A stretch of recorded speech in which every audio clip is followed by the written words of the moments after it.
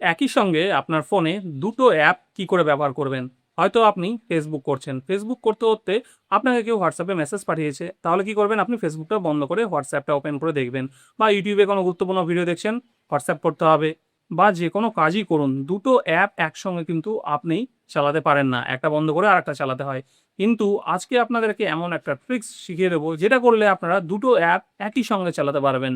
ফোনে দুটো অ্যাপের কাজ একসঙ্গে করতে পারবেন। আপনি চাইলে ইউটিউবে ভিডিও দেখতে দেখতে ফেসবুক করতে পারবেন, ভিডিও দেখতে দেখতে হোয়াটসঅ্যাপ করতে পারবেন, জিমেল ব্যবহার করতে পারবেন। যে কোনো অ্যাপ আপনারা কিন্তু একসঙ্গে দুটো অ্যাপ ব্যবহার করতে পারবেন। তো কি করে এই কাজটা করবেন, চলুন আজকের ভিডিওতে খুব সহজে আপনাদেরকে শিখিয়ে দেবো। সেই জন্য ভিডিওটাকে একটা লাইক করে চ্যানেলটাকে সাবস্ক্রাইব করে রাখুন এইরকম ইন্টারেস্টিং ভিডিও ভবিষ্যতে দেখার জন্য। আর যদি ভিডিওটা ভালো লাগে অবশ্যই কমেন্টে নাইস ভিডিও লিখে দেবেন। যদি এরকম বিভিন্ন কোম্পানির চোখ ধাঁধানো ব্র্যান্ডেড সাউন্ডবারগুলো আপনারা অফার প্রাইসে 1000 টাকার কম দামে নিতে চান, তাহলে ভিডিও ডেসক্রিপশনে অথবা ভিডিও নিচে বাঁদিকে যে লোগোগুলো দেখতে পাচ্ছেন তার মধ্যে ক্লিক করুন। শুধুমাত্র আমার চ্যানেলের সাবস্ক্রাইবাররাই কিন্তু এই অফারটার লাভ নিতে পারবে। সো ফ্রেন্ডস, আপনারা যদি একই সঙ্গে মোবাইলে দুটো অ্যাপ ব্যবহার করতে চান, তাহলে সেটা কি করে ব্যবহার করবেন। ধরুন আপনি মোবাইলে আপনার ইউটিউব, তার সঙ্গে ফেসবুক, হোয়াটসঅ্যাপ, যে কোনো অ্যাপ একসঙ্গে দুটো অ্যাপ ব্যবহার করবেন। তো কি করে করতে হবে?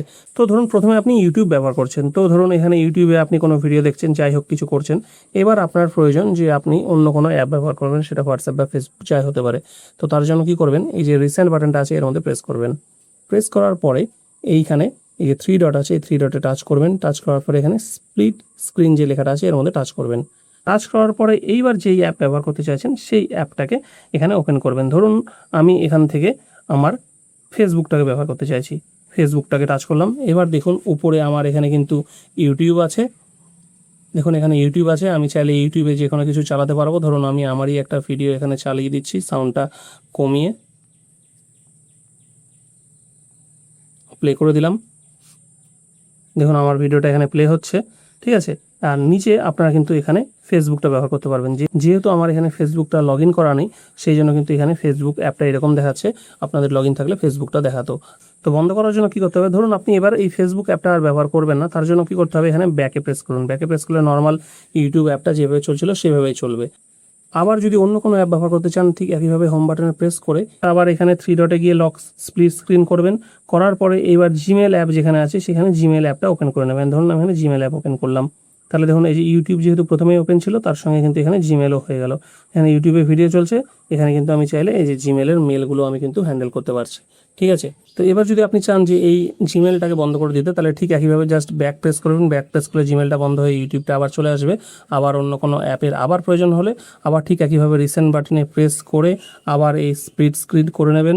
করে নেওয়ার পরে আবার যে অ্যাপ ওপেন করতে চান সেই অ্যাপটা ওপেন করবেন। ধরুন আপনি ক্রোমটা ওপেন করতে চাইছেন, তো ঠিক একইভাবে এখানে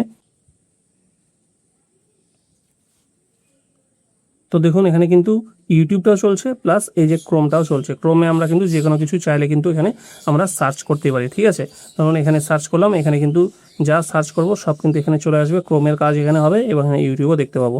সো ফ্রেন্ডস, এইভাবে কিন্তু আপনারা খুব সহজে একই সঙ্গে যে কোনো দুটো অ্যাপ আপনারা আপনাদের ফোনে ব্যবহার করতে পারবেন।